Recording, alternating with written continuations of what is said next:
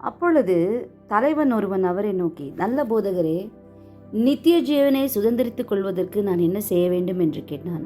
அதற்கு இயேசு, நீ என்னை நல்லவன் என்று சொல்வானேன்?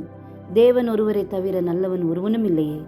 விபச்சாரம் செய்யாதிருப்பாயாக, கொலை செய்யாதிருப்பாயாக, களவு செய்யாதிருப்பாயாக, பொய் சாட்சி சொல்லாதிருப்பாயாக, உன் தகப்பனையும் உன் தாயையும் கனம் பண்ணுவாயாக என்கிற கற்பனைகளை நீ அறிந்திருக்கிறாயே என்றார். அதற்கு அவன், இவைகளை எல்லாம் என் சிறு வயது முதல் கை கொண்டிருக்கிறேன் என்றான்.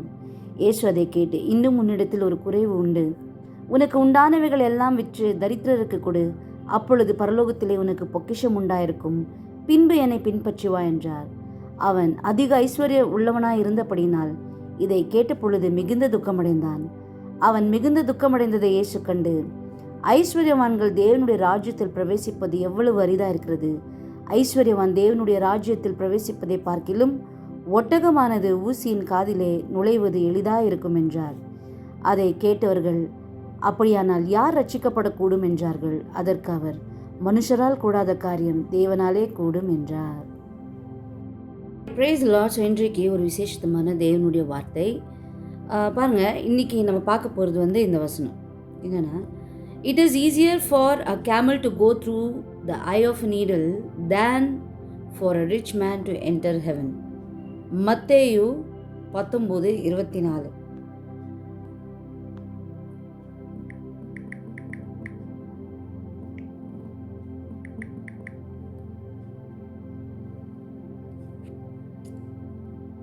மத்தேயு 19:24. மேலும் ஐஸ்வர்யவான் தேவனுடைய ராஜ்யத்தில் பிரவேசிப்பதை பார்க்கிலும் ஒட்டகமானது ஊசியின் காதிலே நுழைவது எளிதாயிருக்கும் என்று உங்களுக்கு சொல்லுகிறேன். ஸோ இந்த வசனத்தை பார்க்கும்போது நான் ஆண்டவர்கிட்ட கேட்டிருந்தேன், it is impossible for a camel to go through the eye of needle. So இங்கே என்னென்னா, ஒரு ஒட்டகம் எப்படி ஊசியின் காது உள்ள எப்படி போகும்?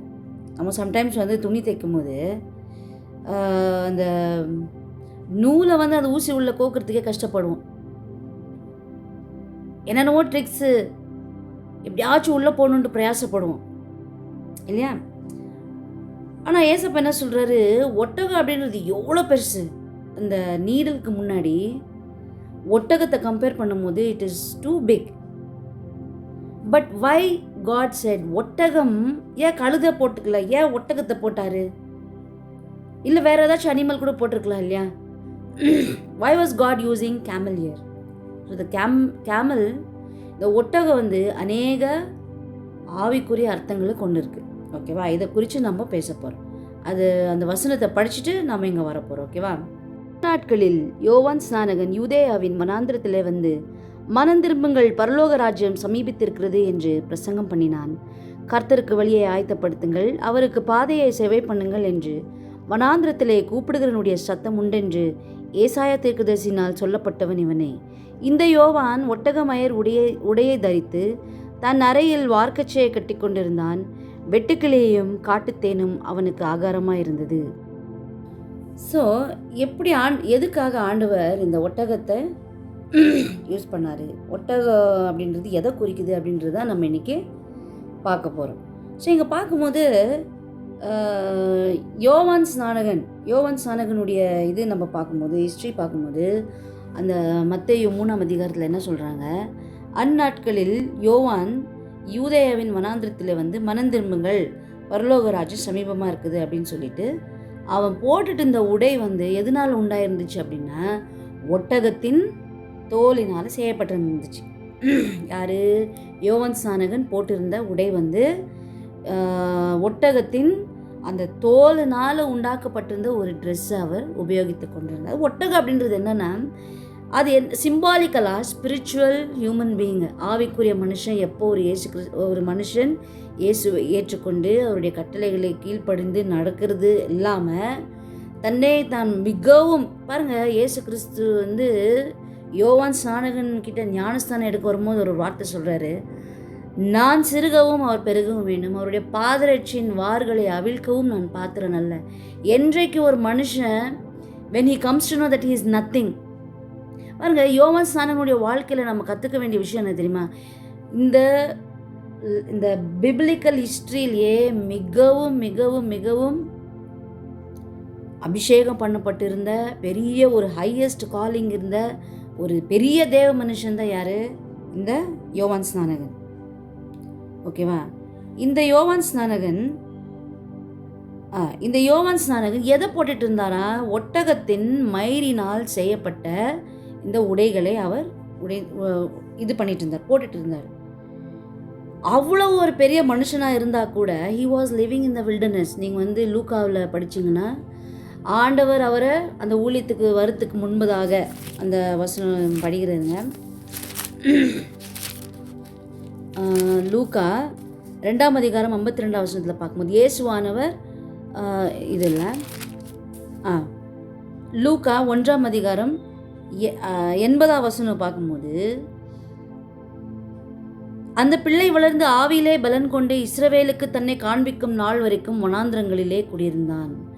ஒரு பெரிய அழைப்பு யோவான் ஸ்நானகன் மேலே இருந்தால் கூட அவர் தன்னை காண்பிக்கும் நாள் வரும் வரைக்கும்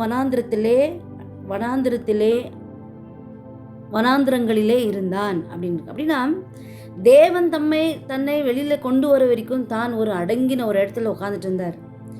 பெருமை இல்லாத ஒரு மனுஷன், எதையும் எதிர்பார்க்காத ஒரு மனுஷன். ஐயோ, என் மேல் இவ்வளோ பெரிய அழைப்பு இருக்கே, எனக்கு எவ்வளோ சீஷரும் வருவாங்க, எனக்கு எவ்வளோ ஃபாலோவர்ஸ் வருவாங்க அப்படின்ற பார்த்த ஒரு மனுஷன் இல்லை இவர். இவருடைய ஹோல் அண்ட் சோல் திங்கிங் எல்லாமே என்ன தெரியுமா? நான் எதுக்கோ ஒன்றத்துக்காக அழைக்கப்பட்டிருக்கேன், அதற்காக மட்டும்தான் நான் பயன்படுத்தப்படணுமே ஒழிய நான் என்னை என்றைக்குமே மேலே எடுத்துகிட்டு வந்துடக்கூடாது. தன்னை தான் தாழ்த்தினவன். ஒட்டகம் அப்படின்றது என்ன தெரியுமா? ஒட்டகம் it has got many capacities. ஒட்டகம் அது என்ன பண்ணுமா, அதனுடைய ஐலாஷஸ் நல்லா பெருசாக கொடுத்துருப்பார் ஆண்டவர். அந்த ஒட்டகத்துடைய ஐலாஷஸ் பார்த்தோம்னா அது என்னவா இருக்குமா, ரொம்ப லாங்காக இருக்குமா. இது என்ன பண்ணுமா, அந்த வனாந்திரத்தில் பாருங்கள், யோவான் ஸ்நானகனும் வனாந்திரத்தில் தான் இருந்தார். கேமல் எங்கே இருக்குது? வனாந்திரத்தில் தான் இருக்கும். அந்த வனாந்திர பகுதியில் அது நடந்துட்டு போகும்போது ஒரு வாட்டி சாண்ட் ஸ்டாம்ஸ் எல்லாம் வந்துருச்சுன்னா அந்த மண்ணுங்கெல்லாம் கண்ணை க்ளோஸ் பண்ண வரும்போது this eyelashes will protect the eye. ஒரு தேவனுடைய வழிக்குள்ளாக தேவனுடைய வார்த்தையை ஏற்றுக்கொண்டு நடக்கிற மனுஷன் என்றைக்குமே அவன் என்ன பண்ணுவான், எப்பேற்பட்ட சூழ்நிலைகள் வந்தாலும் அவனுடைய அந்த ஃபோக்கஸ் மாறாது. So there is a lot of things that we can learn from camel. ஓகேவா? அப்புறம் நீங்கள் பார்த்தீங்கன்னா அந்த ஹம்ப் இருக்கு இல்லையா, இதில் அது ஒரு வாட்டி தண்ணி குடிச்சிச்சுனாவே பல நாள் ஒரு வாரம் வரைக்கும் அது என்ன பண்ணாதான், தண்ணியே குடிக்காதான். Whether it is a good season or whether it is a bad season, a true believer of God, a true child of God will not complain. ஐயோ, எனக்கு இது ஆகலை, ஏசப்பா அது பேசலை. அவர் பேசினாலும் பேசாக்கட்டும், அவருடைய வார்த்தை வந்துச்சா அதை பிடிச்சிட்டு எப்பேற்பட்ட வனாந்திரத்தில் நடப்பான். யாரு? தேவனால் தெரிந்து கொள்ளப்பட்ட பிள்ளைகள். they will not show themselves up. எல்லாத்துலேயும் அப்படியே பெருசாக காமிச்சு பாருங்கள். இன்றைக்கி மனுஷர்கள் நம்ம என்ன பண்ணுறோம், நம்ம ஏதோ ஒரு சின்னது நல்லது இருந்துச்சுன்னா we try to show it to people. But இங்கே பாருங்கள், ஒரு பெரிய அழைப்பை பெற்ற யோவான் ஸ்நானகன் என்ன பண்ணுறாரு, வனாந்திரத்தில் அடங்கியிருக்கிறாரு. கர்த்தருடைய பலத்த கரத்துக்குள் அடங்கியிருங்கள், ஏற்ற காலத்தில் அவர் உங்களை உயர்த்தும்படிக்கு அவருடைய பலத்த கரத்துக்குள் அடங்கியிருங்கள் என்று வசனம் சொன்னது போல யோவான் ஸ்நானகன் அடங்கியிருந்தார். அவருடைய எண்ணம் ஏக்கம் எல்லாம் ஜனங்களை எப்படி சம்பாதிப்பது அப்படின்றது இல்லை, நான் எப்படி ஆண்டவருடைய சித்தத்தை நான் செய்கிறேன். ஸோ யோவான் ஸ்நானகன் அந்த ஒட்டக மயிரினால் செய்த கச்சையை கட்டி கொண்டிருந்தார் அப்படின்றது it shows a very humble human being. இயேசு கிறிஸ்துவை ஏற்றுக்கொண்டவர்கள் எல்லாருமே அவருடைய பிள்ளைகள் ஆனால் கூட அவருடைய சீஷர்களாகும்படி சிலரை தான் அவர் தேர்ந்தெடுத்தார். அப்போ இந்த ஒட்டகத்தின் மயிரின் கச்சை எதுக்கு ஒப்பிடுறாருன்னா, தன்னை தான் தாழ்த்தி எதையுமே எதிர்பார்க்காத ஓடுகிற ஒரு கிறிஸ்தவன். அதுக்கு தான் ஆண்டவர் என்ன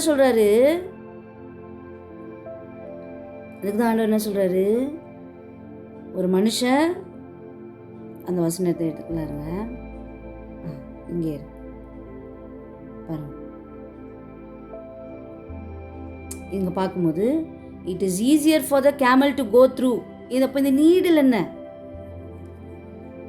அப்போ இந்த ஊசி என்னது அப்படின்னு நம்ம பார்த்தோம்னா, இந்த ஊசி வந்து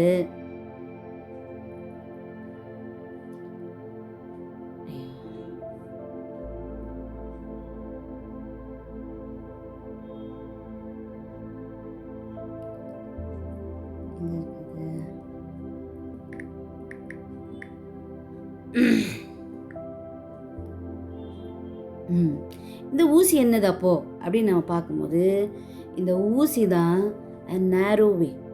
பைபிள் அழகா தேவனுடைய வசனம் என்ன சொல்லுது? இடுக்கமான வாசல் வழியே போக பிரயாசப்படுங்கள். கேட்டுக்கு போகிற வாசல் அகலமாகவும் விரிவாகவும் இருக்குதான், ஆனால் இடுக்கமான வாசல் வழியே போகிறதுக்கு பிரயாசப்படுங்கள். அப்போது பாருங்க, சீஷர்கள் வந்து ஏசப்பா கிட்ட பேசினது போது ஆண்டவர் ஒரு வார்த்தை சொல்கிறார். என்னன்ட்டு, இது மனுஷனால் கூடாத காரியம்தான், ஆனால் தேவனால் எல்லாம் கூடும். என்றைக்கு ஒரு மனுஷன் தன்னை தான் தாழ்த்தி, நான் வந்து பெருசாக ரொம்ப ஃபேமஸ் ஆக வேண்டிய அவசியம் இல்லை, எப்படியோ அவருடைய சித்தத்தை செஞ்சால் போதும், என்றைக்கு அந்த ஒரு மென்டாலிட்டி நம்மளுக்குள்ளே வருதோ, we can go through this eye of the needle. இடுக்கமான வாசல் வழியே பிரவேசிப்பது ரொம்ப கஷ்டம். It's not easy. பரலோகத்துக்கு போனோம் எல்லாரும் தான் ஆசைப்படுறாங்க. ஆனால் யார் பரலோகத்துக்கு போக முடியும்? இடுக்கமான வாசல் வழியே பிரவேசிக்கிறவர்கள். அப்போ சீஷர்கள் அழகான அந்த வார்த்தை சொல்கிறாங்க. அப்போ யார் தான் ரட்சிக்கப்படக்கூடும்? ஆண்டவரே, இவ்வளோ கஷ்டமாக இருந்தால் யார் தான் ரட்சிக்கப்படக்கூடும்? அப்போது மனுஷனால் கூடாது, தேவனால் கூடும். அப்போ ஒரு மனுஷன் எப்போ தன்னை தான் தாழ்த்தி, யோவான் ஸ்நானகன் எப்படி அந்த அவருடைய மென்டாலிட்டி நம்ம யோசித்து பார்த்தோம்னா, what are we can't even compare ourselves to him. என்றைக்கு ஒரு மனுஷன் தன்னையே தான் தாழ்த்தி, எதையும் எக்ஸ்பெக்ட் பண்ணாம, ஐயோ ஏன் எனக்கு மட்டும் காட்டுத்தேன்னு அரண்மனையில் இருக்கிறவன் நல்லா சாப்பிட்றானே, அந்த ஒரு என்ன சொல் கம்ப்ளைனிங் ஸ்பிரிட் இல்லை. Whatever God has given, let me go. இடுக்கமான வாசல் வழியை பிரவேசிக்கிற ஒரு மனுஷன் தன்னை எல்லாவற்றிலும் தாழ்த்தி, தன்னை டிசிப்ளின் பண்ணி, வனாந்திரமான வாழ்க்கையாக இருந்தாலும் சரி, அரண்மனையான வாழ்க்கையாக இருந்தாலும் சரி, எல்லாவற்றிலும் தன்னை தான் தாழ்த்தி கர்த்தருடைய பலத்த கரத்துக்குள்ளே அடங்கி இருக்கிறவனால மட்டும்தான் இந்த ஊசியின் காது அப்படின்றது என்னது, தேவனுடைய இடுக்கமான வாசல் வழியை பிரவேசிக்க கர்த்தரால் கூட வைக்க முடியும். அவரால் தான் முடியும். அப்போ நானும் நீயும் ஆண்டவர் என்ன சொல்கிறாரு? we have to become like a camel, spiritual understanding. அதனுடைய கால்கள் நீளமாக இருக்குமா? எதுக்குன்னா, அந்த வனாந்திரமான அந்த மண்ணின் பகுதியில் வேறு அனிமல்ஸ் எதுவுமே பொழைக்கவே முடியாதான். And it is very meek. சாதுவான அனிமல் இந்த கேமல், கழுதை. அப்போ அந்த கால்கள் என்ன பண்ணுமா, அந்த மண்ணில் அப்படி நல்லா அந்த மண் உள்ளே போனால் கூட அதை க்ளீனாக வாக் பண்ணுறதுக்கு ஆண்டவர் அதுக்கு பலன் கொடுத்துருக்குறாரு. So there are lot of spiritual meaning that camel has. So தேவனுடைய பிள்ளைகளே, நாம் இதன் மூலமாக கற்றுக்கொள்வது என்ன தெரியும்? பாருங்கள், அதனுடைய ஐ லேஷஸ் பாருங்கள் எவ்வளோ பெருசாக இருக்குது. It is easier for a camel. தேவனுடைய சத்தியத்தை ஏற்றுக்கொண்டு சர்ச்சுக்கு போகிற எல்லாருமே பரலோகத்துக்கு போயிடுறாங்களா? பைபிள் தூக்குற எல்லாருமே பரலோகத்துக்கு போயிடுறாங்களா? அபிஷேகம் பண்ணப்பட்டவங்க எல்லாருமே பைபிள் தூக்கி அபிஷேகம் பண்ணப்பட்டவங்க ஊழியர் செய்கிற எல்லாருமே பரலோகத்துக்கு போயிடுறாங்களா? இல்லை. It is very difficult. யோவான் ஸ்நானகனை நம்ம பார்க்கும்போது ஒன்றத்தையும் அவர் எதிர்பார்க்காமல் ஓடினார். That is what it is easier for a camel. If you become like a camel, ஒரு ஒட்டகத்தை போல வனாந்திரமான வாழ்க்கையிலையும் கம்ப்ளைண்ட் பண்ணாமல் உன்னால் முன்னாடி போக முடியுமா? It is easier for you to enter in to the kingdom of God without complaining. உன்னுடைய ஃபோக்கஸை இழக்க வைக்க அநேக காரியங்கள் வரும்பொழுது உன்னுடைய அந்த ஃபோக்கஸை நீ இழக்காமல் கர்த்தருக்காக நீ ஓடுறியா? It is easier for you because it is God who makes you to go through it. நன்மை செய்தாலும் நன்மை செய்யாவிட்டாலும் அவருக்கு பின்பதாக பாருங்கள், தண்ணி இருக்கும்போது நல்லா குடிச்சிடுமா, அது ஒரு நல்ல ஒரு கேரக்டர். அது தேசத்தில் குடியிருந்த சத்தியத்தை மேய்ந்து கொள் அப்படின்னு சங்கீதக்காரன் சொல்றார்.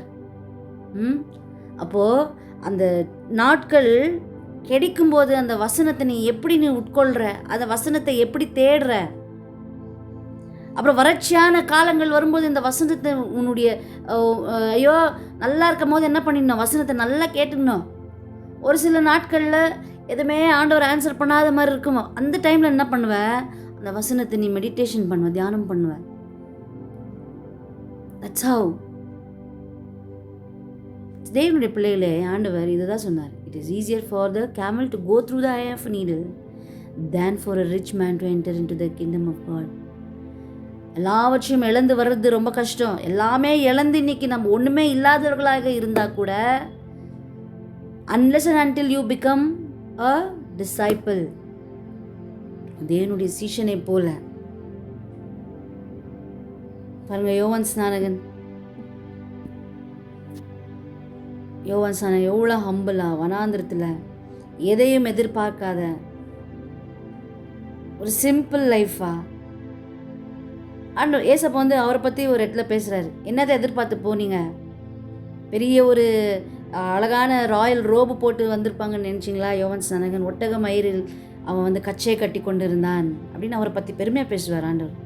So being a very simple man, ஒரு simple human being, not expecting more then நம்மளுடைய அந்த லிமிட்ஸ் தாண்டி நம்ம எக்ஸ்பெக்ட் பண்ணுறது, இது எல்லாவற்றையும் நம்ம விட்டு நம்ம மேன்மை பாராட்டுவதை விட்டு ஏதோ ஒரு அழைப்பு ஆண்டவர் என் மேலே கொடுத்துருக்கார், அந்த அழைப்புக்கு ஏற்று தான் நான் வாழ்ந்துடணுன்ட்டு எந்த மனுஷன் நினச்சி ஓடுறானோ, it will be easier for him. Because உலகத்தின் காரியங்களெல்லாம் விட்டு கொடுத்துருப்பான். அப்புறமா அதுதான் இதே வசனம் என்ன சொல்லுது, தன்னைத்தான் வெறுத்து.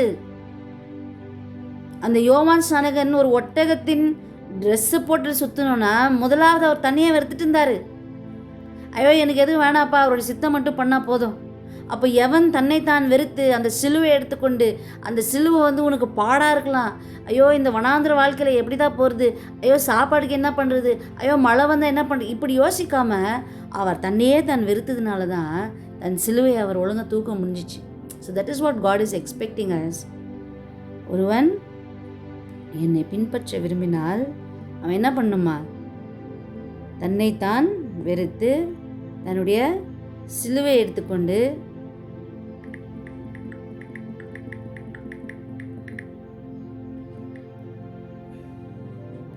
தன்னைத்தான் வெறுத்து தன் சிலுவை எடுத்துக்கொண்டு என்ன பண்ணுமா, அவருக்கு பின்பதாக போக வேண்டும் என்று சொன்னார். ஸோ உங்களுக்கு புரிஞ்சிருக்க நினைக்கிறேன். The eye of the needle is the narrow way. அந்த நேரோ வேவை நம்ம சூஸ் பண்ணணும். நேரோவே நம்ம சூஸ் பண்ணாதான் ஆண்டவரோடு நம்ம வாழ முடியும். அவரோடு நம்ம என்ன பண்ண முடியும், நித்திய காலமாக நம்ம வாழ முடியும். ஸோ அதை குறித்து தான் ஆண்டவர் என்ன சொன்னார், it is easier for the camel to go through the eye of a needle than for the rich man to enter in to the kingdom of God. ஆமென். அந்த கேமல் நான் அப்பயே சொன்னேன் இல்லையா, தண்ணி கிடைக்கும் போது என்ன பண்ணிவிடுமா, அது தண்ணி குடிச்சிட்டு அநேக நாட்கள் தண்ணி இல்லாமல் கூட இருக்கும் அப்படின்னு சொல்லிட்டு, இதை நம்ம இங்கே கூட பார்க்குறோம். எங்கன்னா 1 ராஜாக்கள்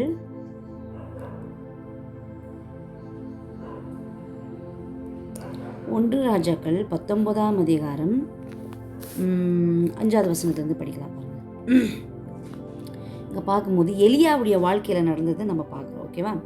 ஒரு சூறை செடியின் கீழ் படுத்துக்கொண்டு நித்திரை பண்ணினான். அப்பொழுது ஒரு தூதன் அவனை தட்டி எழுப்பி எழுந்திருந்து போஜனம் பண்ணு என்றான். அவன் விழித்து பார்க்கிற போது இதோ தலையிலே சுடப்பட்ட அடையும் ஒரு பாத்திரத்தில் தண்ணீரும் அவன் தலைமாட்டில் இருந்தது. அப்பொழுது அவன் புசித்து குடித்து திரும்ப படுத்து கொண்டான். கர்த்தருடைய தூதன் திரும்ப 2ஆம் தரம் அவனை தட்டி எழுப்பி எழுந்திருந்து நீ போஜனம் பண்ணு, நீ பண்ண வேண்டிய பிரயாணம் வெகு தூரம் என்றான். அப்பொழுது அவன் எழுந்திருந்து புசித்து குடித்து அந்த போஜனத்தின் பலத்தினால் 40 நாள் இரவும் பகல் ஓரேப் என்னும் தேவனுடைய பர்வதம் மட்டும் நடந்து போனான். ஒரே ஒரு மீல் தான். அந்த தேவனுடைய வார்த்தை வந்த பிறகு அவர் என்ன பண்ணுறாரு, அந்த தேவதூதன் வந்துட்டு அந்த அப்பமும் தண்ணீரை வச்சதை அவர் என்ன பண்ணுறாரு, சாப்பிடுப்பா, நீ சாப்பிட்டு நீ போக வேண்டிய தூரம் ரொம்ப தூரம், இன்பிட்வீன் உனக்கு சாப்பாடு கிடைக்குமோ இல்லையோ தெரியாது, நீ என்ன பண்ண, இந்த சாப்பாடு சாப்பிடுன்னு சொன்ன உடனே அது சாப்பிட்டதுனால பாருங்கள், தூங்கி கொண்டு இருந்த அவரை தேவதூதன் தட்டி எழுப்பி, இருக்குதுப்பா சாப்பாடு, நீ சாப்பிட்டுக்கோ, பாரு அப்போ இருக்குது, தண்ணி இருக்குது, அப்போ இருக்குது, குடி அப்படின்னு சொல்லி அவரை எழுப்பின உடனே அந்த எலியா தீர்க்கதரிசி எழுதிட்டு என்ன பண்ணாராம், ஒரே தேவனுடைய பர்வதம் மட்டும் நடந்து போனார். எத்தனை நாள்? 40 days and 40 nights. இவ்வளோ நாளாக 40 days and 40 nights அவர் நடந்து போனார். சொன்ன இல்லையா, ஒட்டகம் அப்படி தான் கிடைக்கும் போது அந்த தண்ணி சாப்பாடை சாப்பிட்டுட்டு என்ன பண்ணுமா, எத்தனையோ நாட்கள் ஃபாஸ்டிங்காக இருந்தால் கூட அந்த பலத்தை அதை பெற்றுக்கொள்ளுமா. It is same as camel's character. எல்லாமே ஸ்பிரிச்சுவல் மீனிங் அடங்கி இருக்கிற தேவனுடைய வார்த்தைகள். அப்புறம் இன்னொன்று நம்ம பார்த்தோம்னா, அழகாக சுவிசேஷங்களில் அந்த 3 ஞானிகள் அந்த ஒட்டகத்தின் மேலே ஏறி வந்தாங்க. ஒட்டகம் அப்படின்றது இல்லைன்னு நினைக்கிறேன், பட் பைபிள் ஸ்காலர்ஸ் எல்லாம் சொல்கிறது என்னென்னா, இந்த 3 சாஸ்திரிகள் ஒட்டகத்தை வச்சுக்கிட்டு தான் என்ன பண்ணாங்களா, அந்த நட்சத்திரத்தை ஃபாலோ பண்ணாங்க. ஏன் அவங்க கேமல் மேலே ஏறி இருக்கணும் அப்படின்னு நம்ம பார்த்தோம்னா, அவர்கள் ஞானிகளாக இருந்தார்கள். அவர்கள் ஞானிகளாக இருந்தால் கூட அவருடைய அந்த பழைய தீர்க்க தரிசன வார்த்தைகள் ஒரு மேசியா பிறப்பாருன்னு சொன்ன உடனே அவர்களுடைய சொந்த ஞானத்தை இறக்கி வைத்து அந்த தேவனுடைய வார்த்தையை நம்பினாங்க. பார்த்தீங்களா? That was easy for them to see the child. That made it easy to see the child. அப்படின்னா தன்னை எவன் தாழ்த்துகிறானோ, நான் ஒன்றுமில்ல ஆண்டவரே, எனக்கு எதுவுமே தெரியாது, நீங்கள் என்ன சொன்னீங்களோ அது அவ்வளோதான், அதுக்கு மேலே வேறு பேச்சு இல்லை அப்படின்னு சொல்கிறாங்க. பார்த்தீங்களா? அவங்களுக்கு தான் தேவனுடைய ராஜ்யத்துக்குள்ளாக பிரவேசிப்பது மிகவும் ஈஸியாக இருக்கும் அப்படின்ட்டு நம்ம வேதத்தை பார்க்குறோம்.